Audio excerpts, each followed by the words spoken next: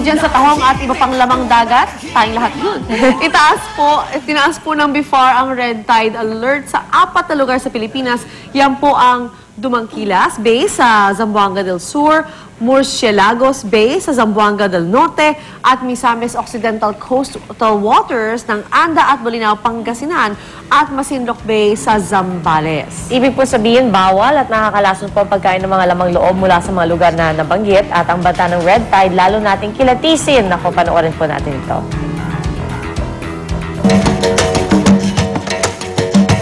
Sa banta ng red tide, dapat maunawaan na kailangan ay dobleng ingat sa pagkain ng mga lamang dagat na mula sa mga apektadong lugar.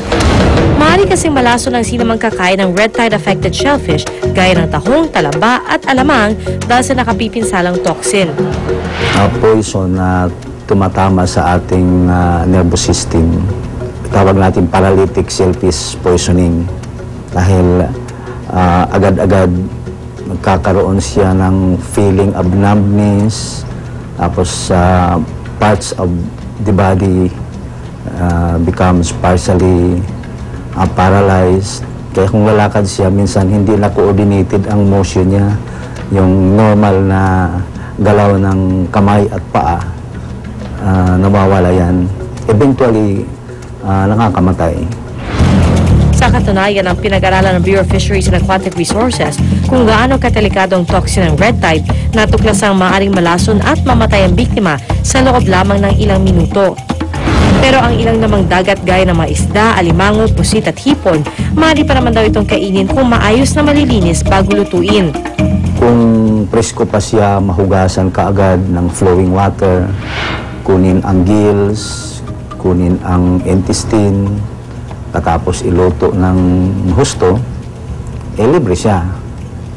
Kung katulad ng mga alimango, ayun, kunin yung aligi niya, katulad ng hipon, kunin yung intestine niya.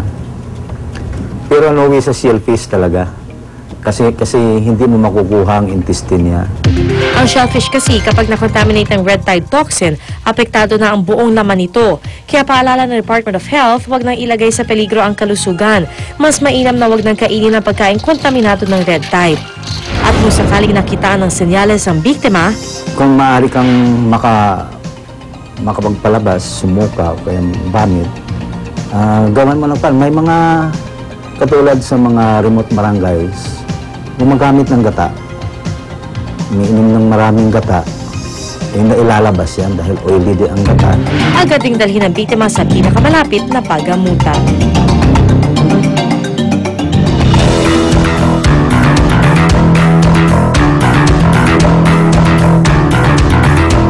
₱21.5 billion pesos budget deficit. Mamaya malalaman natin kay Maring Winnie ano ba ibig sabihin ng budget deficit. Yan po na itala ng Department of Finance para sa nakaraang buwan ng Pebrero. Ibig sabihin, mas malaki yung halagang nagastos ng pamahalaan kumpara sa nalikom na pondo. Aha, tama. Okay. Umabot lang kasi ng 80 billion pesos ang revenue ng gobyerno mula sa nasigil na buwis. Samantala ang nailabas sa pondo, umabot sa mahigit 100 bilyong piso. Gayman, bida ng DOF, mas mababang budget deficit sa taong ito kumpara noong 2010. Kaya naman kumpiyasa silang hindi lalampas ang gobyerno sa 290 billion pesos deficit target para sa 2011. Ano epekto nitong napakalaking budget deficit sa pangkaraniwang mga Pilipino? Yan at tanungin na natin kay Maring Winnie, isa pong ekonomista.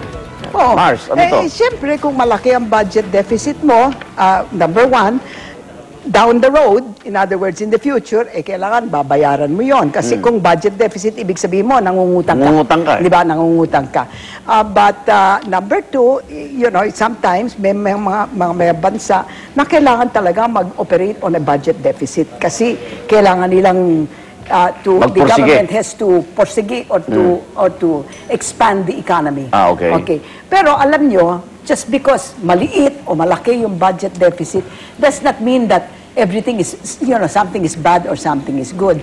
Alimbawa, itong budget deficit natin ngayon, mas maliit daw sa what was expected. Pero just because it's mas maliit sa target nila, then target, does not mean everything is all right. Kailangan titingin mo pa. Titingin ka pa. Bakit? Ang budget deficit, revenue minus expenditure.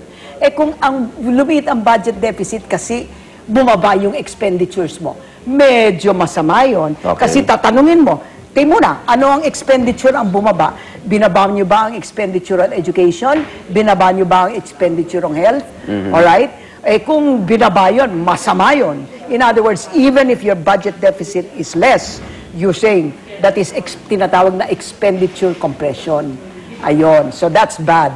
However, kung ang budget, ang expenditure mo bumaba, kasi bumaba yung interest payments mo, malaking interest payments natin. Maganda yun. Ibig sabihin, mas mababang interest rate or whatever. So it is not enough to say the budget deficit is larger or it is smaller. You have to look at as to how, why it is larger or why it is smaller. Sa ordinaryong Pilipino, anong epekto nito? Ayun. Kung binaba ang expenditures, kasi binaba yung education, etc. You know, in other words, hindi sila gumastos sa education. Masama yun sa mga Pilipino. Hindi ba? At saka, kung lumaki masyadong budget deficit, you may not pay for it this year, but certainly 5 years, 10 years from now, talagang masama para sa atin kasi kailangan na naman tayo mag-economize. Okay. Nasa linya si Undersecretary Gil Beltran ng DOF. Undersecretary Beltran, good morning. Good morning ho sa inyong lahat. Okay. Maring Mini, ano yung... Good morning, Hil. Good morning, ma'am. I just wanted to tell you, mga kapuso, itong si Gil Beltran, na Undersecretary, napakagaling na Undersecretary yan. Talagang one of our best technocrats. Okay? So, I mean, hindi yang corrupt. Okay, Gil. Okay, why did our budget deficit... Anong dahilan? Ang budget deficit natin for the first 2 months is 8 billion. At ang ating revenues ay 215.9 billion within the target. Kala ko ang budget deficit natin for the first 2 months is 8 billion. Yes, ma'am. For February, it's 21 billion. So, Yes, ma'am. Okay. So, ano ang target natin for the first 2 months, Gil? First 2 months, ang target natin na deficit is 52 billion. Was 52 billion? Yes. Okay, so mas maliit ngayon ang budget deficit natin. So why did that budget deficit go down? Because the revenue went up or the expenditures went down? The revenues are just on target. Ang expenditures ang mas mababa. Mas mababa ang expenditures natin. Ano ang nababaan? Ang pinakamalaking pagbaba ng spending ay yung interest payment, 58 billion lang kumpara sa programang 64 billion. Yes, but which part of expenditures went down? Did expenditures on education or health go down? What went down? What? Hinihintay pa namin yung detalye galing sa DBM. Pero ang ginawa naman ng DBM, nirelease naman nila lahat ng kailangan i-release based on their program. So that means only one thing, Gil. That means that expenditures on interest payments went down. Yes, ma'am. That's the biggest then that's okay. Ang mahirap talaga eh. Okay, so kung ganito ang ating budget deficit, ano ang nakikita natin for the rest of the year? Do you think that our budget deficit will be less than programmed? Most likely it will be less than programmed, pero ngayon mayroong mga bagong programang gagawin natin para ma-ease yung pagtaas ng presyo. Yusek, yung collection ng BIR tsaka customs, malaki ba ang doon sa target nila, malaki ba yung hindi inabot? Tama lang, on target lang sila. Hindi! Ikaw naman, Gil. Hindi. Aminado, namumblema nga sila Nakita ko yung mga numero mo sa website mo. Hindi. Mas mababa yung kanina. Oo, mababa sa target. Ang revenue ng... Apektado ba yung mga programa ng gobyerno? No. Sa February, mas mababa sila, pero yung January, mataas kasi. Okay. Okay. So, in other words, Gil, you are comfortable with that performance.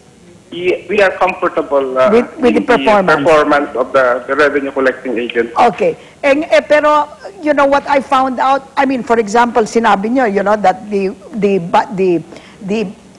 revenue increases were mga 4.5, 3.6, pero yung budget natin umikrease by 6.5. So talagang you're expecting a budget deficit continuously, no? Yes, ma'am. We are projecting 300 billion this year. Ikwento mo nga sa amin, Hill, because para ma-confirm ng ating mga kapuso, ito bang pag masyadong malaki ang budget deficit, ano ang nangyayari? Ano ang impact sa mga tao?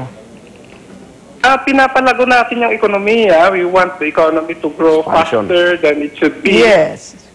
So it's the public sector that's stimulating the economy. Okay. So, Okay. Good. Thanks Maraming a lot. salamat. Yusek, salamat. Good morning. Sige, good morning. Mabait talaga yung batang yan. Okay. Estudyante niyo ba yan? You know, I don't know. I think so. I think so. Parang lahat estudyante mo. Kasi sa katandaan natin eh. Yusek Hill Beltran, DOF, kasama natin si Maring Winnie Monson. Sayang, hindi kita naging teacher. Okay, unang balita ng mga igan.